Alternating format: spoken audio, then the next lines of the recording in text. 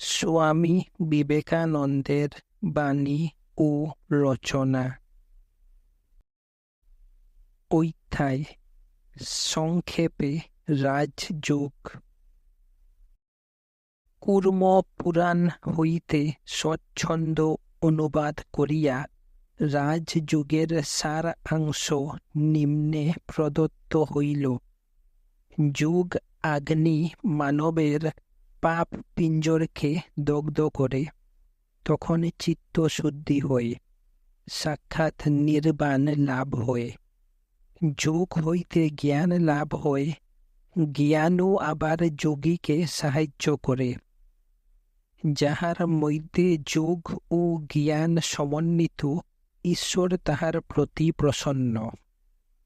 যাহারা প্রত্যহ একবার, দুইবার, তিনবার অথবা সদা সর্বদা মহাযোগ অভ্যাস করেন, তাহাদিগকে দেবতা বলিয়া জানিবে। যোগ দুই প্রকার, একটিকে বলে অভাব, অন্যটি মহাযোগ। যখন নিজেকে শূন্য ও সর্বপ্রকার গুণ বিরহিত রূপে চিন্তা করা যায়, তখন তাহাকে অভাব যোগ বলে। যে যোগে আত্মাকে আনন্দপূর্ণ, পবিত্র ও ব্রহ্মের সহিত অভিন্ন রূপে চিন্তা করা হয়, তাহাকে মহাযোগ বলে। যোগী প্রত্যেকটি দ্বারাই আত্মসাক্ষাৎকার করেন। আমরা অন্যান্য যেসব যোগের কথা শাস্ত্রে পাঠ করি বা শুনিতে পাই, সেসব যোগ এই মহাযোগের সমশ্রেণীভুক্ত হইতে পারে না। এই মহাযোগে যোগী নিজেকে ও সমুদয় জগৎকে সাক্ষাৎ ঈশ্বর রূপে অনুভব করেন। ইহাই সকল যোগের মধ্যে শ্রেষ্ঠ। রাজযোগের এই কয়েকটি বিভিন্ন অঙ্গ বা সোপান আছে: যম, নিয়ম, আসন, প্রাণায়াম, প্রত্যাহার, ধারণা, ধ্যান ও সমাধি। উহাদের মধ্যে যম বলিতে অহিংসা, সত্য, অস্তেয়, ব্রহ্মচর্য ও অপরিগ্রহ বুঝায়। এই যম দ্বারা চিত্তশুদ্ধি হয়। কায়, মন ও বাক্য দ্বারা কখনো কোনো প্রাণীর অনিষ্ট না করাকে অহিংসা বলে। অহিংসা অপেক্ষা মহত্তর ধর্ম আর নাই। জীবের প্রতি এই অহিংসা ভাব হইতে মানুষ যে সুখ লাভ করে, তদপেক্ষা উচ্চতর সুখ আর নাই।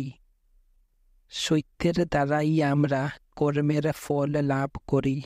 সত্যের ভিতর দিয়াই সব কিছু পাওয়া যায়। সত্যেই সমুদয় প্রতিষ্ঠিত। যথার্থ কথনকেই সত্য বলে। চৌর্য বা বলপূর্বক অপরের বস্তু গ্রহণ না করার নাম অস্তেয়।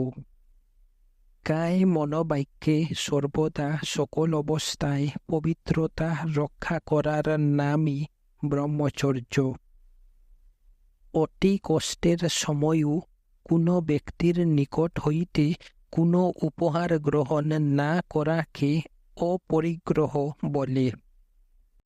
অপরিগ্রহ সাধনের উদ্দেশ্য এই: কাহারও নিকট কিছু লইলে হৃদয় অপবিত্র হইয়া যায়, গৃহীতা হীন হইয়া যায়, নিজের স্বাধীনতা হারাইয়া ফেলেন এবং বদ্ধ ও আসক্ত হইয়া পড়েন।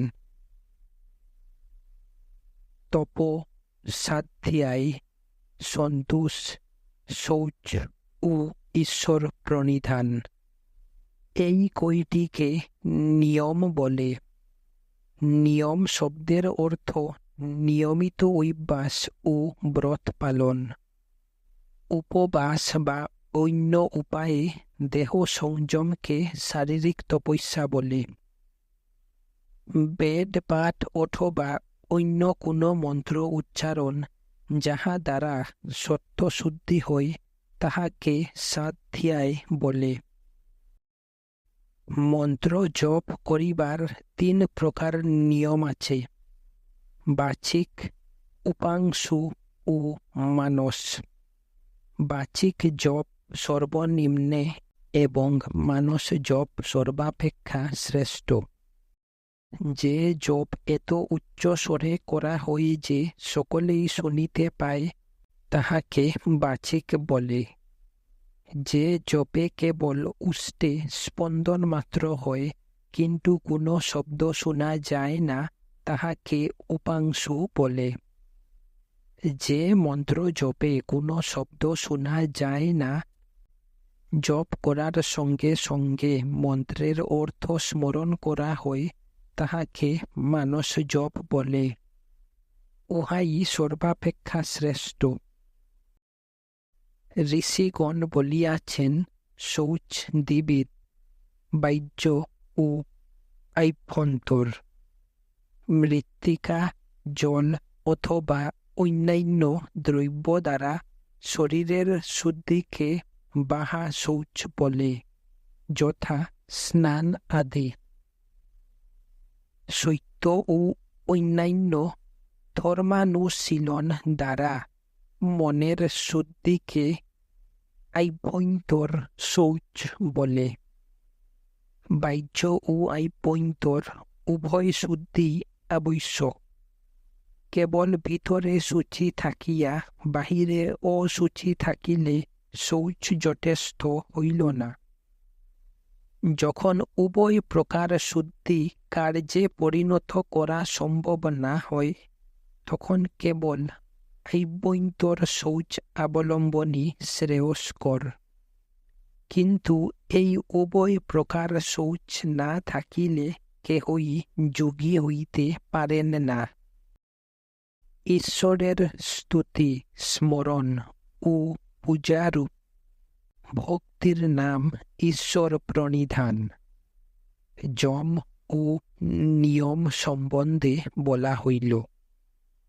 তারপর আসন। আসন সম্বন্ধে এইটুকু বুঝিতে হইবে যে বক্ষস্থল, গ্রীবা ও মস্তক সমান রাখিয়া শরীরটিকে বেশ স্বচ্ছন্দভাবে রাখিতে হইবে। অতঃপর প্রাণায়াম।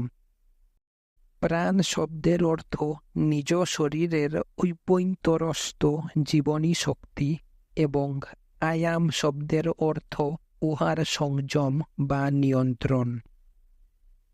প্রাণায়াম 3 প্রকার: অধম, মধ্যম ও উত্তম।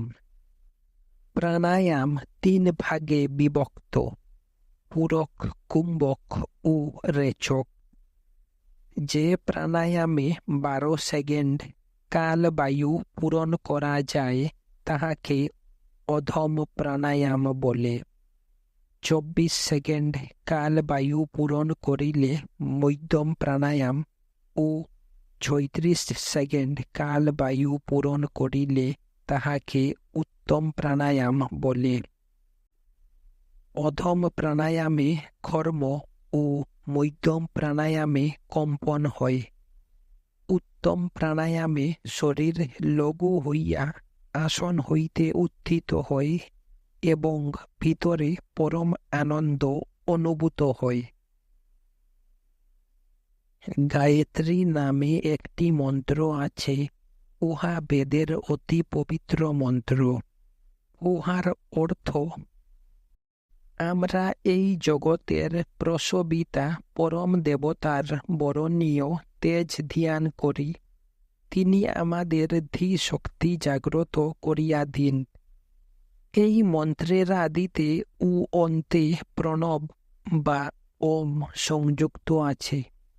একটি প্রাণায়ামের সময় মনে মনে 3 বার গায়ত্রী উচ্চারণ করিতে হয়।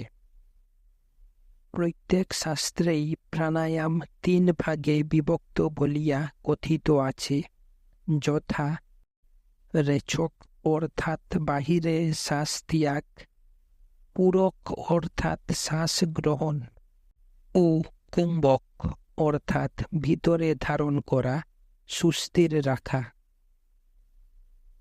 অনুভূতির যন্ত্র ইন্দ্রিয়গণ বহির্মুখ হইয়া কার্য করিতেছে ও বাহিরের বস্তুর সংস্পর্শে আসিতেছে। ওইগুলিকে ইচ্ছা শক্তির নিয়ন্ত্রণে আনাকে প্রত্যাহার বলে, অথবা নিজের দিকে সংগ্রহ বা আহরণ করাই প্রত্যাহার শব্দের অর্থ। হৃদপদ্মে, মস্তকের কেন্দ্রে বা দেহের অন্য স্থানে মনকে স্থির করার নাম ধারণা। মনকে এক স্থানে সংলগ্ন করিয়া সেই স্থানটিকে ভিত্তিরূপে গ্রহণ করিয়া এক বিশেষ প্রকার বৃত্তি তরঙ্গ উত্থিত করা যাইতে পারে। অন্য প্রকার তরঙ্গ এগুলিকে গ্রাস করিতে পারে না, পরন্তু ধীরে ধীরে এগুলি প্রবল হয়, অন্যগুলি দূরে সরিয়া যায়, শেষ পর্যন্ত অন্তর্হিত হয়। অবশেষে এই বহু বৃত্তিরও নাশ হইয়া একটি মাত্র বৃত্তি অবশিষ্ট থাকে, ইহাকে ধ্যান বলে। যখন কোনো অবলম্বনের প্রয়োজন থাকে না, সমুদয় মনটি যখন একটি তরঙ্গ রূপে পরিণত হয়, মনের সেই এক রূপতার নাম সমাধি। তখন আর কোনো বিশেষ স্থান ও কেন্দ্রের সাহায্যের প্রয়োজন হয় না। সেগুলির সাহায্য ব্যতীতই তখন কেবল ধ্যেয় বস্তুর ভাব মাত্র অবশিষ্ট থাকে। যদি মনকে কোনো কেন্দ্রে 12 সেকেন্ড স্থির করা যায়, তাহাতে একটি ধারণা হইবে। এই রূপ 12টি ধারণা হইলে একটি ধ্যান, এবং এই ধ্যান 12 গুণ হইলে একটি সমাধি হইবে। যেখানে অগ্নি আছে, জলে, শুষ্ক পত্রাকীর্ণ ভূমিতে, বল্মিকপূর্ণ স্থানে, বন্য জন্তু সমাকুল বনে, যেখানে বিপদ আশঙ্কা আছে এমন স্থানে, চতুষ্পথে, অতিশয় কোলাহলপূর্ণ স্থানে, অথবা যেখানে বহু দুর্জনের বাস, সে স্থানে যোগ সাধন করা উচিত নয়। এই ব্যবস্থা বিশেষভাবে ভারতের পক্ষে প্রযোজ্য। যখন শরীর অতিশয় ক্লান্ত বা অসুস্থ বোধ হয়, অথবা মন যখন অতিশয় দুঃখপূর্ণ ও বিষণ্ণ থাকে, তখন সাধন করিবে না। অতি সুগুপ্ত ও নির্জন স্থানে, যেখানে কেহ তোমাকে বিরক্ত করিতে আসিবে না, এমন স্থানে গিয়া সাধন করো। অসুচি স্থান নির্বাচন করিও না, বরং সুন্দর দৃশ্যযুক্ত স্থানে অথবা তোমার নিজ গৃহে একটি সুন্দর গড়ে বসিয়া সাধন করিবে।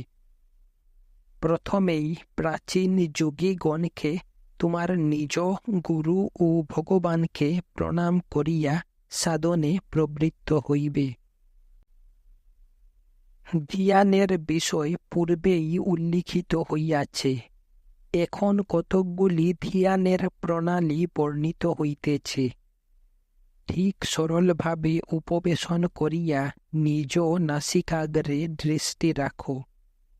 ক্রমশ আমরা জানিব কিভাবে ইহা দ্বারা মন একাগ্র হয়। দর্শন ইন্দ্রিয়ের স্নায়ুগুলি নিয়ন্ত্রণ করিয়া প্রতিক্রিয়ার কেন্দ্রভূমিকেও অনেকটা আয়ত্তে আনা যায়। এইভাবে উহা দ্বারা ইচ্ছা শক্তিও অনেকটা নিয়ন্ত্রিত হয়। এইবার কয়েক প্রকার ধ্যানের কথা বলা যাইতেছে। কল্পনা করো, মস্তক হইতে কিঞ্চিৎ ঊর্ধ্বে একটি পদ্ম রহিয়াছে। ধর্ম উহার কেন্দ্র, জ্ঞান উহার মৃণাল। যোগীর অষ্টসিদ্ধি ওই পদ্মের অষ্টদল। আর বৈরাগ্য উহার অভ্যন্তরস্থ কর্ণিকা। যদি যোগী বাহিরের শক্তি বা অষ্টসিদ্ধি পরিত্যাগ করিতে পারেন, তবেই তিনি মুক্তি লাভ করিবেন।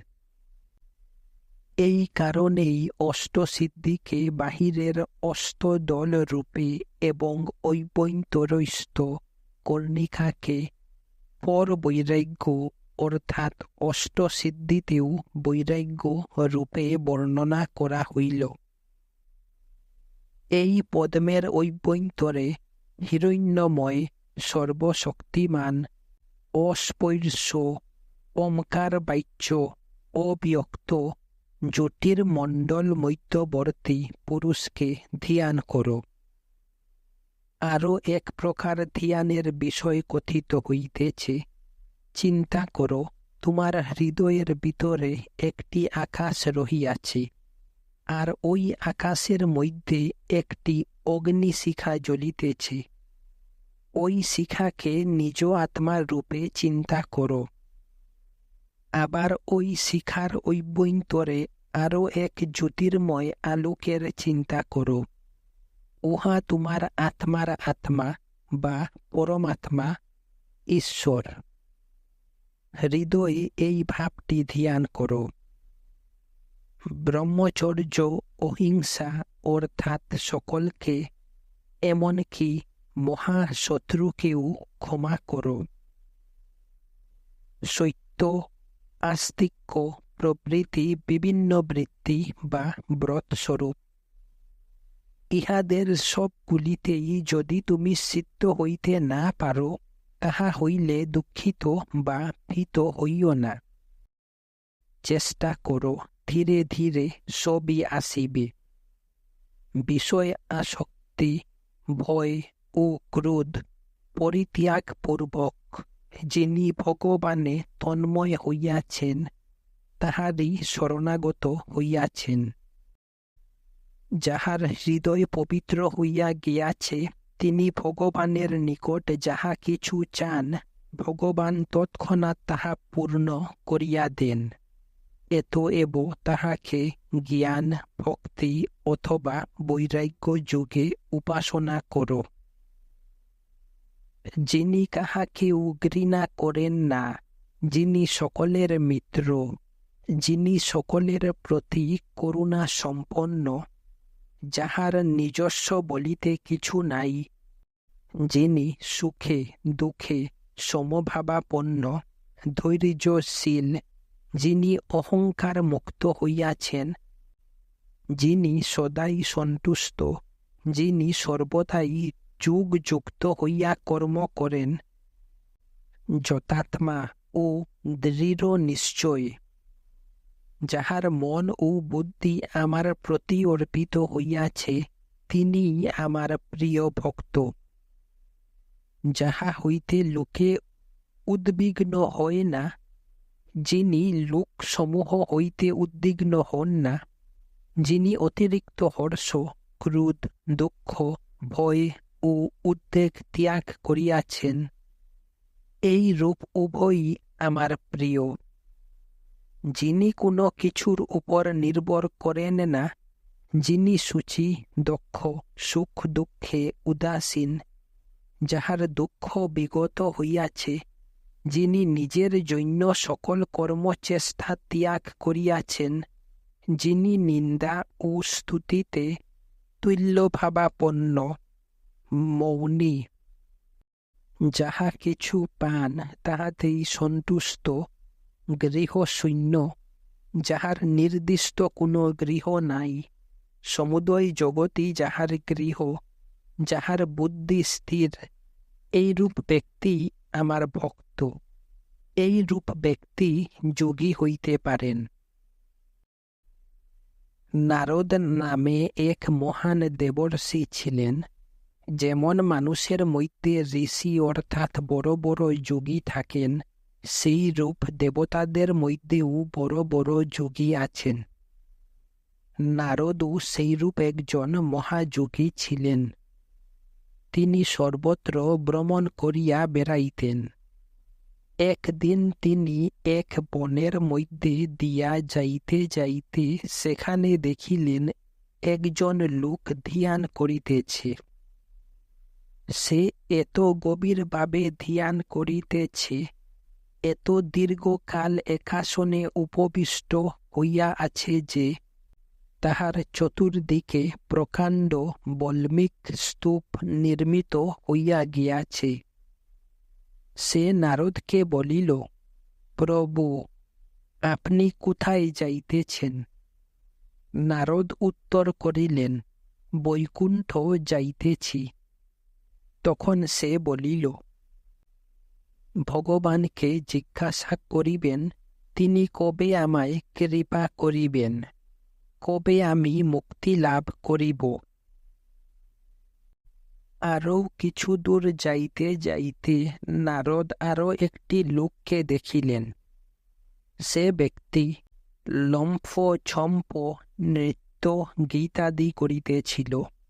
সেও বলিল, ও নারদ, কোথায় চলেছ? তার কণ্ঠস্বর ও ভাবভঙ্গি পাগলের মতো। নারদ তাহাকেও বলিলেন, স্বর্গে যাইতেছি। সে বলিল, তাহলে ভগবানকে জিজ্ঞাসা করবেন আমি কবে মুক্ত হব।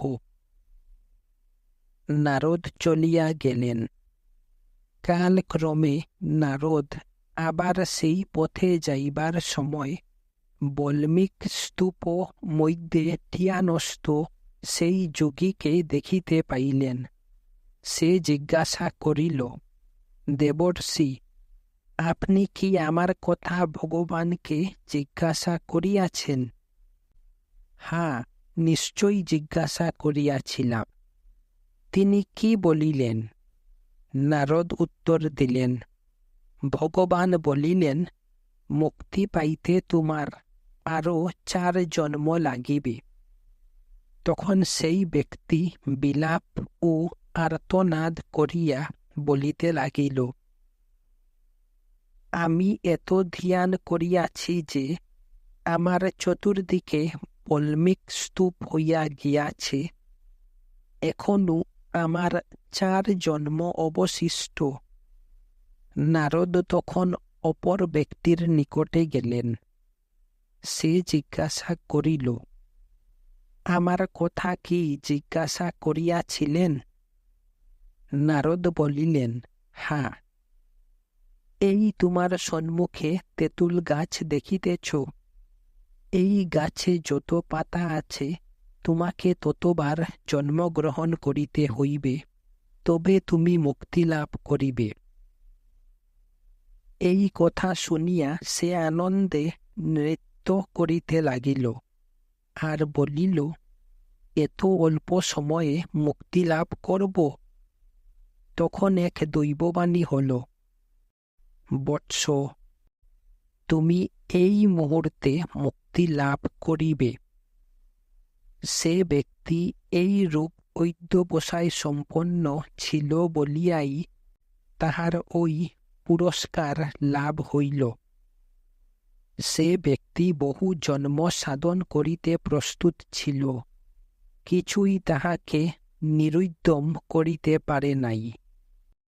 কিন্তু ওই প্রথম ব্যক্তি 4 জন্মকেই বড় বেশি মনে করিয়াছিল।